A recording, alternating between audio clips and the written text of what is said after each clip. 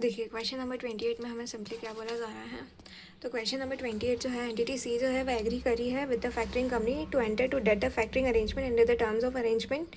Factoring company agree to pay 91.5 crore less servicing charge net proceed. देखो factoring company हमें कितना देने को तैयार है, तो बैंक हमें पैसा मिल सकता है 90 करोड़ का, ठीक है।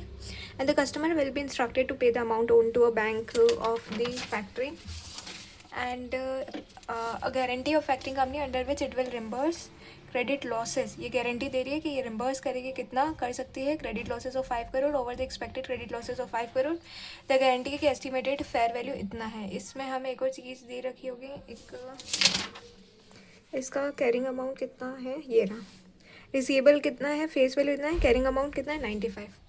तो टू डेटर्स हमारे पास से चले जाएंगे कितने, जो हमारा कैरिंग अमाउंट है उस पर डेटर्स जो है चले जाएंगे, क्योंकि हम तो फैक्टरिंग के साथ अरेंजमेंट करके उससे पैसा ले रहे हैं 95। उसके अलावा हमारे पास यहाँ पे और क्या आएगा, कैरिंग अमाउंट ऑफ डेटर से ये हो जाएगा क्रेडिट।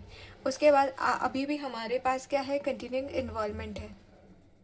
कंटिन्यूइंग इन्वॉल्वमेंट कितने का है, तो हमारे पास कंटिन्यूइंग इन्वॉल्वमेंट निकालने का क्या तरीका होता है कि अभी भी हमारे पास इस पर कुछ राइट है। वैसे तो हमने वो दे दिया है, डेटर्स हमारे पास से चले गए, बट अभी भी कितना कंटिन्यूइंग इन्वॉल्वमेंट है, डेट इज़ लोअर ऑफ हमने कितनी गारंटी दी है, हमने गारंटी दी है 5 करोड़ तक की, ठीक है। और जो हमारे डेटर्स है वो कितने के हैं, 95 करोड़ के। तो इन दोनों में से लोअर ऑफ, तो लोअर कितना होगा 5 करोड़। तो कंटिन्यूइंग इन्वॉल्वमेंट कितना, अभी भी हमारे पास राइट है 5 करोड़ पर। उसके बाद टू एसोसिएटेड लायबिलिटी।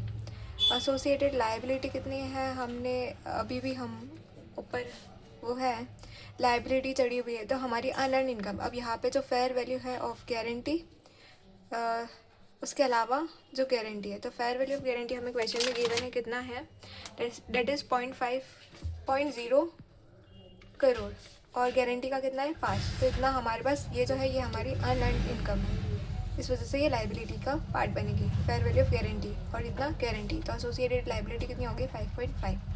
और बचा हुआ जो बैलेंसिंग फिगर है, तो इधर कितना आ रहा है 95 और 100.5, और इधर कितना आ रहा है 95। तो लॉस और रिकग्निशन कितना आ जाएगा, बैलेंसिंग फिगर, जो कि कितना हो जाएगा 5.5। तो इस तरीके से ये हमारा सॉल्व हो जाता है, सिंपल है।